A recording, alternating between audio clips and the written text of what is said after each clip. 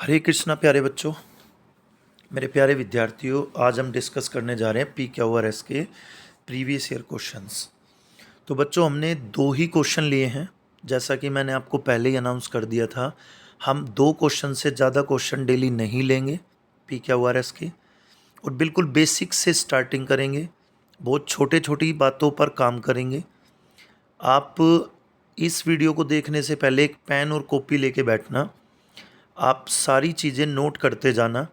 आप उसके बाद देखना कि आपको डे टू डे PQRS में स्कोर अच्छा होने लगेगा, एक अच्छा इम्प्रूवमेंट दिखाई देगा आपको खुद के अंदर ही। तो बच्चों, छोटी छोटी बातों पे काम करना होगा, लेकिन मैं आपको अभी इसमें बहुत हद तक चीज़ें क्लियर कर दूंगा। लेकिन इसी चैनल पे मेरी कुछ वीडियो और भी अपलोड हैं, पुरानी वीडियो हैं वो, जिसमें डिजिटल बोर्ड पे मेरी क्लास हो रखी है। तो उसमें शायद फर्स्ट क्लास है मेरी, फर्स्ट या सेकंड क्लास, आप एक बार प्ले करके देख लेना। उसमें subject, verb, helping verb, main verb जो होती हैं, और ऑब्जेक्ट, इसके ऊपर पूरा एक सेशन है। उसको पूरे को अच्छे से पढ़ लेना एक बार। आपको फिर PQRS करने में और भी ज़्यादा हेल्प मिलेगी, क्योंकि PQRS को करने में हमें subject, helping verb, main verb और ऑब्जेक्ट की बहुत ज़्यादा ज़रूरत पड़ने वाली है। तो आप एक बार उस वीडियो को देख लेना, और अगर आपको पहले से subject, helping verb, main verb, object clear हैं तो आप बेशक उसको ना देखें, फिर आप बेशक इस शीट को समझ लें। तो चलो बच्चों, करते हैं स्टार्ट। मेरी उम्मीद है कि इस शीट को करने के बाद या 10 दिन तक लगातार अगर हम काम करते रहे PQRS पे, तो 11वें दिन आप मुझे खुद बताएंगे कि सर बहुत अच्छा स्कोर होने लगा हमारा PQRS में। तो मेरी कोशिश इस हद तक रहेगी इस टॉपिक को लेकर। हमारा फर्स्ट सेंटेंस है बच्चों, जो कि एग्ज़ाम में आया हुआ क्वेश्चन है। लेकिन मैं इस क्वेश्चन को समझाने से पहले आपको एक बात बता दूं कि जब भी एग्ज़ाम में PQRS, para jumbled, sentence rearrangement नाम से कोई भी टॉपिक आता है, एक ही चीज़ है बच्चों, ये तीनों एक ही बात है। तो आपको सबसे पहले एक बात माइंड में रखनी है कि या तो वो 6 पार्ट में मिलेगा, या तो वो 4 पार्ट में मिलेगा। या तो वो सेंटेंस 6 पार्ट में मिलेगा, या फिर उसके टुकड़े बने होंगे 4। तो बच्चों, हमारी स्क्रीन पे 6 पार्ट दिखाई दे रहे हैं, S1 से लेके S6 तक। तो जो फर्स्ट पार्ट होगा यानी S1, और जो लास्ट पार्ट होगा यानी कि S6, उसको बच्चों बिल्कुल भी चेंज नहीं करना है, उसको टच नहीं करना है, उसे हम नहीं बदल सकते। वो अपनी अपनी जगह पे बिल्कुल सही है, बिल्कुल सेट है। हमें जितना भी काम करना है वो बीच के PQRS पे करना है। हमें ये देखना है कि द रशियंस वांटेड के बाद P आएगा, या Q आएगा, या R आएगा, या S आएगा। बस हमारा क्वेश्चन इसी समझ के साथ करना है हमें। एक बार मैं फिर रिपीट कर रहा हूँ, या तो 6 पार्ट में मिलेगा सेंटेंस रीअरेंजमेंट, या फिर 4 पार्ट में मिलेगा। तो इस टाइम हमने 6 वाले सेंटेंस लिए हुए हैं, जिसमें 6 पार्ट में डिवाइडेड है। तो बच्चों, पहला जो सेंटेंस है, एक बार तो उसको समझना है, उसी से हमें हेल्प मिलेगी कि इसके बाद कौन सा सेंटेंस आ सकता है या किसकी हमें नीड है। बिल्कुल 6th क्लास के लेवल की बात समझा रहा हूँ, आप उन्हीं बातों को समझना और इसको करने की कोशिश करेंगे। किसी भी सेंटेंस को आपको अगर तोड़ना है, किसी भी सेंटेंस की रीढ़ की हड्डी वर्ब होती है। पहले सब्जेक्ट को मत सर्च करो, पहले आप वर्ब को सर्च करो। वर्ब का मतलब है बच्चों या तो हेल्पिंग या तो मेन। और हेल्पिंग और मेन की बात करें तो सबसे पहले सर्च किया करो हेल्पिंग वर्ब। तो इसमें हेल्पिंग वर्ब हमें कोई दिखाई नहीं दे रही है, क्योंकि हेल्पिंग वर्ब होती है हमारी do, does, is, am, are, has, have, can, could, should, would, may, might, must, will, shall, had, was, were. इनमें से कोई भी हमें यहाँ पे दिखाई नहीं दे रही। इसका मतलब हमारे पास इस S1 के अंदर, फर्स्ट सेंटेंस के अंदर, कोई हेल्पिंग वर्ब गिवन नहीं है। तो बच्चों, सेकंड क्या करना है, सेकंड स्टेप आपका होना चाहिए मेन वर्ब को सर्च करने का। और मेन वर्ब इसमें कौन है, वांटेड। वांटेड जो कि V2 है, वर्ब की सेकंड फॉर्म है। तो हमें मेन वर्ब मिल चुकी है। मेन वर्ब के जो बिल्कुल पहले वर्ड दिखता है, जो बिल्कुल पहले रखा होगा, लिखा होगा, उसे आपको समझना है बच्चों, सब्जेक्ट। तो हमारा सब्जेक्ट क्या है, द रशियंस। वांटेड क्या है, वर्ब यानी मेन वर्ब, और कौन सी फॉर्म है, सेकंड फॉर्म। एक चीज़ और लिख लेना साथ साथ, द रशियंस लिखकर, जो द रशियंस है उसके ऊपर सब्जेक्ट लिखकर साथ में प्लूरल लिख लेना, यानी द रशियंस जो है वो प्लूरल सब्जेक्ट है। और वांटेड जो है वो एक मेन वर्ब है, ना कि हेल्पिंग वर्ब। और मेन वर्ब की भी कौन सी फॉर्म है? Second form. अगर इतनी बात आपको समझ आ चुकी है तो इसके आगे का जो मैं स्टेप बताने जा रहा हूँ उसको बड़े ध्यान से समझना। आपके 2 या 1 ऑप्शन पक्का कट जाएंगे इस बात के बाद, 4 में से 1 ऑप्शन का लोड कम हो जाएगा। तो बच्चों बात यह है कि जो वांटेड है, जो मेन वर्ब है, पूरी ग्रामर के अंदर आज तक ऐसा कोई सेंटेंस नहीं बना जिस सेंटेंस में मेन वर्ब के बाद हेल्पिंग वर्ब आए। मेन वर्ब के बाद हेल्पिंग वर्ब आज तक नहीं आई है, बल्कि हेल्पिंग वर्ब के बाद मेन वर्ब हमेशा से आती रही है। तो मेन वर्ब के बाद अगर कोई भी हेल्पिंग वर्ब आती है तो उसको गलत समझना है। तो बच्चों 4 ऑप्शन में से देखिए, जो हमारा आर ऑप्शन है जिसमें वर लिखा है, वर एक हेल्पिंग वर्ब है। हेल्पिंग वर्ब कभी भी मेन वर्ब के बाद नहीं आ सकती, यानी वांटेड के बाद वर्ब फॉरबिडन टू टीच नहीं आ सकता, यानी आर ऑप्शन बिल्कुल भी नहीं आएगा। आर ऑप्शन से हम अपना सेंटेंस शुरू नहीं कर सकते। तो बच्चों 4 ऑप्शन में से आर वाला सी है, यानी कि आप सी को सबसे पहले कट कर दो। सी वाला पार्ट हमारा कट हो गया, सी वाले पार्ट को हम यूज़ नहीं करेंगे। उसके बाद देखिए बच्चों, हम नेक्स्ट की बात करें तो जो वांटेड है वो हमारी मेन वर्ब है। हमें हेल्प इसी से लेनी है फर्स्ट सेंटेंस की, इसके बाद क्या आ सकता है। हमें अपने आइडिया नहीं लगाने कि इसके बाद ये लगा दें, हमें मेन वर्ब के बाद रिक्वायरमेंट देखनी किस चीज़ की होती है। तो हेल्पिंग वर्ब तो आ नहीं सकती मेन वर्ब के बाद, लेकिन बच्चों ऑब्जेक्ट ज़रूर आ सकता है।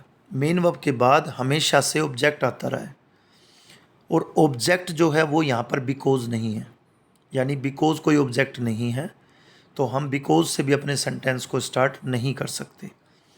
अब कुछ बच्चों के माइंड में बात होगी कि सर आपको तो पता है कि बिकॉज ऑब्जेक्ट नहीं है, लेकिन हमें कैसे पता चले कि ऑब्जेक्ट नहीं है। तो बच्चों मैंने अक्सर ये बात पहले भी बताई है कि पूरी इंग्लिश ग्रामर के अंदर जहाँ बात सब्जेक्ट की और ऑब्जेक्ट की आ जाए कि सब्जेक्ट क्या है या ऑब्जेक्ट क्या है, तो सब्जेक्ट और ऑब्जेक्ट केवल आपके या तो नाउन हो सकते हैं या प्रोनाउन हो सकते हैं। या तो सब्जेक्ट आपका नाउन बनेगा या प्रोनाउन बनेगा। और हमारे इस सेंटेंस में बिकॉज जो है, जो कि एक सब्जेक्ट नहीं है ना ही एक ऑब्जेक्ट है, मतलब ना तो नाउन है ना तो प्रोनाउन है, तो बिकॉज से भी सेंटेंस स्टार्ट नहीं हो सकता। इसलिए बच्चों हमारा डी ऑप्शन भी कट हो गया। अब बात करते हैं, हमारे पास 2 ही ऑप्शन बचे हैं। डी भी कट हो चुका है, सी भी कट हो चुका है, हमारे पास ए और बी बचा है। अगर यहाँ से समझ आना भी बंद हो गया ना तुम्हें, अगर पेपर की बात करूँ, पेपर में आप अगर 2 ऑप्शन कट कर चुके हो और आपको उसके आगे समझ ही नहीं आ रहा कि अब किस ऑप्शन को मैं इसके बाद रखूँ, तो भी बच्चों आपके क्वेश्चन के ठीक होने के 50% चांस होंगे, क्योंकि 2 में से किसी एक की बात करें तो कोई एक तो ठीक है ही। अगर एक ठीक है तो 50% चांस आपके ठीक होने के।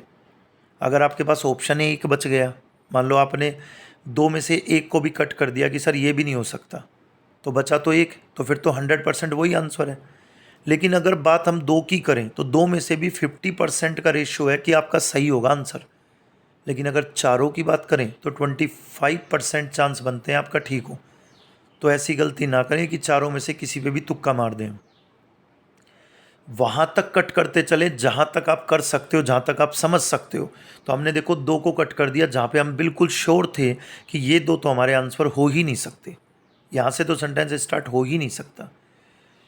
अब बच्चों बचे हैं हमारे पास एक तो क्यू और एक बचा है हमारे पास एस। अब क्यू और एस की अगर मैं बात करूं तो फिर मुझे एक बार द रशियंस वांटेड को देखना पड़ेगा। जो वांटेड है, जो कि सेकंड फॉर्म है, जो कि मेन वर्ब है, मेन वर्ब के बाद बच्चों ऑब्जेक्ट आएगा, और ऑब्जेक्ट क्या होता है हमारा, या तो नाउन या तो प्रोनाउन।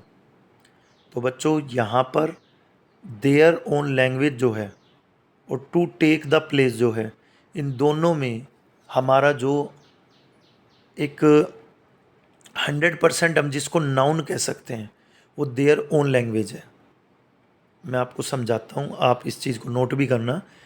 देखो बच्चों, जो देयर है ना, देयर देयर तो बाद में लगाया गया है, मतलब आपके सेंटेंस में तो पहले रखा है, लेकिन इसको तो बाद में समझना। इससे पहले देखो ओन लैंग्वेज जो लिखा है, लैंग्वेज एक नाउन है, सबको पता है, और नाउन से पहले माई, योर, देयर, आर, हिज और हर, ये कुछ ऐसे वर्ड्स हैं जो नाउन से पहले आकर नाउन पर अधिकार दिखाते हैं, यानी पोजेशन करते हैं, यानी ये पोजेसिव एडजेक्टिव्स हैं बच्चों। और पोजेसिव एडजेक्टिव और नाउन जब दोनों एक साथ लिखे हों तो आप उनको आज से नाउन मान लेना। आप उसको दोनों को इकट्ठा एक ही वर्ड मानकर क्या मानना, नाउन। तो ये तो प्रॉपर नाउन है, मतलब ये तो बिल्कुल प्योर नाउन है, प्रॉपर नहीं प्योर नाउन है, यानी देयर लैंग्वेज तो प्योर नाउन है। और जो एस में लिखा हुआ है ना टू टेक, टू टेक भी बच्चों नाउन हो सकता है, क्योंकि 2+V1 को इन्फिनेटिव बोलते हैं। 2+V1 को इंग्लिश में इन्फिनेटिव कहा जाता है, और इन्फिनेटिव इक्विवेलेंट ऑफ नाउन होता है। यानी कि इंग्लिश भाषा के अंदर एक नाउन होता है, एक प्रोनाउन होता है, जो कि हमारे सब्जेक्ट और ऑब्जेक्ट बनते हैं। लेकिन कभी कभी आपको नाउन और प्रोनाउन के तरीके से नहीं दिखाई देंगे, बल्कि इस तरह दिखेंगे, जैसे टू टेक लिख दिया। तो जो टू टेक है ना बच्चों, ये भी एक नाउन है, ये प्योर नाउन नहीं है, ये नाउन बनाया गया है। जब किसी वर्ब के पहले टू लगा दें, जैसे टेक एक वर्ब है, उसके पहले टू आया, यानी 2+V1 जो है, इसे बच्चों हम इन्फिनेटिव कहते हैं। और इन्फिनेटिव नाउन के इक्विवेलेंट है, यानी नाउन के बराबर का शब्द है। अगर हमें कहीं पे नाउन नहीं दिखाई दे रहा तो हम टू टेक यानी 2+V1 को नाउन मान सकते हैं। लेकिन बच्चों एक तो मानना और एक है ही नाउन, दोनों में से बेहतर कौन है, जो नाउन है। क्योंकि हमें मेन वर्ब के बाद ऑब्जेक्ट चाहिए, और ऑब्जेक्ट हमारा नाउन या प्रोनाउन होना चाहिए। तो हमारा जो प्योर नाउन है वो क्यू पार्ट है, यानी कि देयर लैंग्वेज। और जो एस है जिसमें टू टेक है, वो हमारा इन्फिनेटिव है, जो कि डुप्लीकेट नाउन है। अगर नाउन नहीं मिलता है तो हम नाउन की तरह यूज़ कर सकते हैं। तो जहाँ तक मुझे उम्मीद है, अगर आपको मेरी हर बात समझ आ गई तो इस सेंटेंस में कुछ भी नहीं बचा है। अब आप इस सेंटेंस में शुरुआत कहाँ से करोगे बच्चों, द रशियंस वांटेड के बाद क्यू पार्ट आना चाहिए, यानी कि देयर ओन लैंग्वेज, यानी हमारा ए ऑप्शन राइट है, जिसमें क्यू से शुरुआत होगी, क्यू के बाद फिर एस, एस के बाद फिर पी, पी के बाद फिर आर। तो बच्चों हमारा फर्स्ट क्वेश्चन बहुत इजी था, एग्ज़ाम में आया हुआ है, प्रीवियस ईयर था। ज़रूरी नहीं है एग्ज़ाम में हार्ड ही क्वेश्चन आते हैं, हार्ड कुछ नहीं है। एग्जामिनर को नहीं पता कि ये हार्ड है या ये बहुत ही सिंपल है। एग्जामिनर को तो क्वेश्चन देना होता है, वो आपकी नॉलेज पर डिपेंड करता है। आपको हार्ड और सॉफ्ट लगता क्या क्या है, आपको सिंपल क्या लग जाए और हार्ड क्या लग जाए, ये तो आपकी नॉलेज पर डिपेंड करेगा ना। नेक्स्ट क्वेश्चन देखिए बच्चों, शायद और ज़्यादा क्लियर हो चीज़ें। देखो S1 और लास्ट में S6 है, वो बाय मिस्टेक S1 लिखा गया, उसे ठीक कर लेना। तो ये 6 पार्ट में है, ये भी, वो पहले वाला भी 6 पार्ट में था, ये भी 6 पार्ट में है। यानी हम फर्स्ट पार्ट को और लास्ट पार्ट को चेंज नहीं कर सकते, बीच के 4 में से किसी को भी कहीं पर रख सकते हैं, और वो भी हम चेक करेंगे तब। सेंटेंस स्टार्ट है बच्चों, the head of the family return home from office. जो फैमिली के हेड हैं वो वापस आ चुके हैं घर पे, कहाँ से, ऑफिस से। अब 4 ऑप्शन में से देखना बच्चों, wife told that there was no coffee powder. जो ये सेंटेंस है, ये पता है आपको क्या, किस चीज़ का हिंट दे रहा है, कि वाइफ के और हस्बैंड के बीच में पहले से कोई ना कोई कम्युनिकेशन हो चुकी है। तब हम इस बात को कहेंगे कि पत्नी ने कहा या बताया कि घर पे कोई भी कॉफ़ी पाउडर नहीं है। इसका मतलब जो घर के हेड हैं, जो फैमिली के हेड हैं, उन्होंने कोई ना कोई वाइफ को ऑर्डर तो दिया है। वाइफ डायरेक्ट तो ऐसा नहीं बोलेगी कि घर पे वो व्यक्ति आया और उसको डायरेक्ट जैसे गेट ओपन किया, डोर ओपन करते हुए ये बोल दे कि घर पे कोई भी कॉफ़ी पाउडर नहीं है, तो ऐसा तो नहीं हो सकता। तो ये सेंटेंस तो हमारा इसके बाद नहीं लग सकता बच्चों, क्योंकि इनके बीच की कोई ऐसी कड़ी है, इनके बीच में कुछ ऐसा है जो पहले से उनके बीच कोई कम्युनिकेशन हो चुकी है। सेकंड देखिए क्यू पार्ट को, wife again told that there was no milk either. अब पत्नी ने फिर दोबारा से कहा है, हमें तो जो पहला सेंटेंस है वो ही नहीं लग रहा कि वो डायरेक्ट आ सकता है, उसके पहले भी कुछ ना कुछ हुआ होगा, कोई बात रखी गई होगी, तब उन्होंने कहा होगा कि हमारे घर पे कॉफ़ी पाउडर नहीं है, और कॉफ़ी पाउडर के बाद उन्होंने ये बात कही होगी कि घर पर दूध भी नहीं है। तो बच्चों ये दोनों सेंटेंस हमारे S1 के बाद नहीं आ सकते, यानी ना तो पी से स्टार्ट हो सकता सेंटेंस, ना क्यू से, और क्यू वाला पार्ट है हमारा सी, यानी कि इसको कट कर दो। जो तुम्हें ये लगे जब आप कॉन्फिडेंट हो जाओ कि सर ये पार्ट तो मैं श्योर हूँ कि हो ही नहीं सकता, उसको तुरंत काट दिया करो, आपका लोड कम होता चलेगा। अब 3 ऑप्शन है हमारे। अब जो 3 ऑप्शन है बच्चों, इसमें देखिए आर पार्ट को देखिए, husband wanted at least a cup of T. Husband ने कहा कि कम से कम 1 कप चाय तो बने या हो या मिले। तो बच्चों कम से कम की बात भी तब आएगी ना जब हस्बैंड ने कोई बात कही हो। हस्बैंड तो पहले घर ही आए हैं। The head of the family return home from office, इस बात से सिर्फ इतनी बात साबित हो रही है कि वो व्यक्ति सिर्फ घर आया है, और घर आते ही, गेट ओपन करते ही कोई ना तो ये बोलेगा कि हमारे घर पे कॉफ़ी पाउडर नहीं है। भाई वो उस घर का व्यक्ति है, ना कि सेल्समैन है, वो कॉफ़ी पाउडर बेचने नहीं आया है। ठीक है बच्चों, तो ये नहीं हो सकता। दूसरा, घर पे दूध भी नहीं है, वो कोई मिल्कमैन भी नहीं है। ये बातें तब कही जाएंगी जब पहले कोई कम्युनिकेशन हो चुकी, कोई छोटी मोटी बात, कोई ऑर्डर हस्बैंड ने दे दिया हो। अब एक बार एस पार्ट को और समझो तो आप इजीली समझ जाओगे कि किस लाइन के बाद कौन सी लाइन आनी चाहिए। एस को देखिए, he wanted a cup of coffee. उन्होंने एक चाहत, एक ज़रूरत बताई कि एक कॉफ़ी का कप होना चाहिए, या एक कप कॉफ़ी मिल जाएगी क्या। तो बच्चों इसको एक ग्रामेटिकली ऑप्शन से भी समझाता हूँ। अभी तक तो मैंने सेंस से समझाया, आप ग्रामर के पॉइंट ऑफ व्यू से भी समझने की कोशिश करो। देखो बच्चों, नाउन और प्रोनाउन नाम के 2 चैप्टर हैं हमारी इंग्लिश में। नाउन का काम होता है पहली बार आना, मतलब नाउन का काम है फर्स्ट टाइम आना। जैसे मान लो मेरा नाम दीपक है, तो आप पहले पहले मैं अपने नाम को यूज़ करूँगा, या आप मेरे बारे में कुछ लिख रहे हो या मैं आपके बारे में लिख रहा हूँ, तो पहले हम उस व्यक्ति का नाम लिखते हैं। जैसे मैं मान लो बात करता हूँ श्याम की या राम की, तो मैं पहले राम की बात करूँगा, तो राम मुझे लिखना पड़ेगा। अब राम के बारे में अगर मैं दोबारा बात कर रहा हूँ, दूसरा सेंटेंस लिखता हूँ, तब मुझे राम नहीं लिखना, उसकी जगह पे ही लिखना है। यानी कि प्रोनाउन चैप्टर इसलिए बनाया गया था बच्चों कि जो नाउन है ना उसको बार बार रिपीट ना करना पड़े। यानी राम को ही आप 10 बार ना लिखें सेंटेंस में, केवल एक ही बार लिखें फर्स्ट टाइम राम लिख दें, ताकि पता चल जाए पढ़ने वाले को कि बात राम की हो रही है। और फिर उसके बाद हर बार आप ही को यूज़ करें, ताकि ही इंडिकेशन दे, इंडिकेट करे, कि इशारा करे कि ही मतलब राम। तो बच्चों बात क्लियर हो चुकी है, अगर इतना ही समझ गए तो आप देखो, the head of the family return home from office, यानी यहाँ पे हमारा सब्जेक्ट कौन है? The head. द हेड हमारा सब्जेक्ट है, द हेड हमारा नाउन है। और हेड जो फैमिली के हैं उनके लिए हम ही या शी में से कोई चीज़ यूज़ करें, तो देखो हमारा जो पी ऑप्शन है उसमें ही शी कुछ भी नहीं है, क्यू ऑप्शन है उसमें ही सी में से कुछ नहीं है, इसमें तो नाउन है ना, तो ही शी में से कुछ भी नहीं है। दूसरा, हस्बैंड, वो भी एक नाउन है, यानी देखो वाइफ भी नाउन है, हस्बैंड भी नाउन है। पी क्यू आर में तीनों स्टार्टिंग के जो वर्ड हैं बच्चों, वो हमारे नाउन है। और हम किसी नाउन के लिए नाउन को यूज़ नहीं करते, बल्कि नाउन के लिए फिर प्रोनाउन को यूज़ करते हैं। तो बच्चों हमारा जो एस ऑप्शन है वो ही है, जो इंडिकेट कर रहा है, जो इशारा कर रहा है द हेड ऑफ फैमिली के लिए। जो फैमिली के हेड है उनकी तरफ इशारा कर रहा है कौन? ही। तो हमारा सेंटेंस स्टार्ट होना चाहिए प्यारे बच्चों ही से। तो देखो यहाँ तक एक बार मैं पूरे सेंटेंस को बोल रहा हूँ, आप लिख लेना। The head of the family return home from office, he wanted a cup of coffee.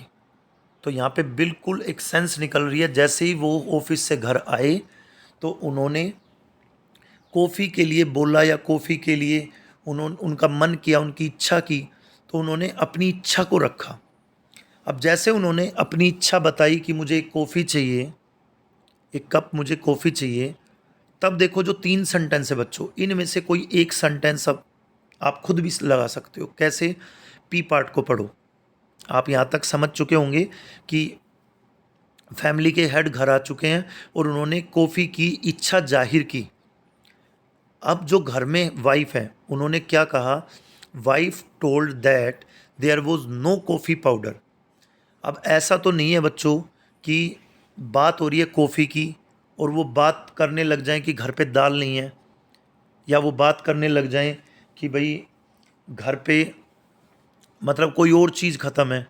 ठीक है, जब कॉफ़ी से रिलेटेड बात हो रही है तो वो या तो दूध की बात करें, या चीनी की बात करें, या कॉफ़ी पाउडर की बात करें, तो बात उसी की होगी ना जो कॉफ़ी के लिए यूज़ होता है। तो उन्होंने सबसे पहले क्या बताया कि घर पे कॉफ़ी पाउडर नहीं है, यानी कि हमारा एस के बाद पी आ सकता है, जो कि बिल्कुल करेक्ट है, क्योंकि बात कॉफ़ी की जा रही है और मैडम ने कॉफ़ी के लिए ही, जो उनकी वाइफ हैं, उन्होंने कॉफ़ी के लिए रिप्लाई दिया कि there was no coffee powder, घर पे कोई भी कॉफ़ी पाउडर नहीं है। तो देखो ए और बी में दोनों ऑप्शन एस से स्टार्ट थे। एस के बाद पी है बी में, एस के बाद क्यू है ए में, तो ए ऑप्शन भी बच्चों गलत है, कट कर दो। आर से कोई ऑप्शन हमारा स्टार्ट ही नहीं हो रहा, वो वैसे ही कट कर दो। सी आप कट कर चुके थे। अब आपके पास सिर्फ ऑप्शन बचा बी। बी में देखो पूरा चेक कर लो, अगर आप इसकी सेंस समझ चुके हो तो। एस हमने लिया था इसलिए क्योंकि द हेड जो है वो ही है। द हेड एक नाउन है, उनके लिए प्रोनाउन यूज हुआ है बच्चों ही, तो ही से सेंटेंस हमारा स्टार्ट होना था। ही वॉन्टेड ए कॉफ़ी, अब बात कॉफ़ी की हो रही है तो उन्होंने पहले कॉफ़ी पाउडर के लिए बताया कि wife told that there was no coffee powder, यानी एस के बाद हमारा पी आ गया। अब पी के बाद आर है। आर में देखो क्या लिखा है, husband wanted at least a cup of T. Husband ने कॉम्प्रोमाइज करते हुए क्या कहा बेचारे ने कि अगर कॉफ़ी पाउडर नहीं है तो कम से कम एक कप चाय का मिल सकता है। तो मिसिज ने फिर अगेन क्या कहा देखो, यानी आर आएगा पी के बाद, मैं ये बताना चाह रहा हूँ, पहले एस फिर पी फिर आर। और क्यू में देखिए वाइफ अगेन, पत्नी ने दोबारा बताया that there was no milk either, कि घर पे दूध भी नहीं है। तो बच्चों ना तो कॉफ़ी पाउडर है ना दूध है, तो ना चाय बन सकती है ना कॉफ़ी बन सकती है, यानी कि हमारा जो पार्ट बी है वो बिल्कुल राइट है, यानी एस पी आर क्यू। मेरी उम्मीद है, मुझे जहाँ तक उम्मीद है, आपको अगर 100 के 100% समझ नहीं भी आया होगा तो 50 से अबव तो पक्का आया होगा। और अगर बच्चों 50 तक भी आ रहा है ना, तो आप बहुत अच्छे स्टूडेंट में अपने आप को काउंट करना, अगर आप इतना समझ पाए हो पहली वीडियो से। पी क्यू आर एस के बहुत बेहतर खिलाड़ी बना के छोड़ना है आपको, क्योंकि ये हमारे एग्ज़ाम का पार्ट है और इजीली हो जाएगा, बहुत ज़्यादा टाइम नहीं लगेगा। टाइम टेकिंग बिल्कुल नहीं है, जिनके कॉन्सेप्ट बेसिक कॉन्सेप्ट क्लियर हैं। तो आज आप इतना ही पढ़ना। मैं सिर्फ 2 की बात कर रहा हूँ। मैं बहुत छोटे टारगेट खुद के लिए भी लेता हूँ, बहुत छोटे टारगेट अपने स्टूडेंट्स को भी देता हूँ। स्टार्टिंग छोटे टारगेट से लो, मतलब आपका जो लक्ष्य है वो बहुत बड़ा होना चाहिए, लेकिन उसको प्राप्त करने के लिए जो टारगेट्स बनाओगे ना डेली, वो बहुत छोटे छोटे बनाओ। छोटे छोटे टारगेट्स से क्या होता है बच्चों, मोटिवेशन आता है। जैसे आज का हमने टारगेट लिया 2, अब हमने 2 ईजिली कर लिए। अब हमें क्या लगेगा कि आज का 100% हो गया। अगर आज ही हम 100 PQRS लेते और उसमें से केवल मान लो 10 कर पाते, तो 90 तो रेस्ट बच गए। जो रेस्ट ऑफ है वो हमें डीमोटिवेट ही करेंगे।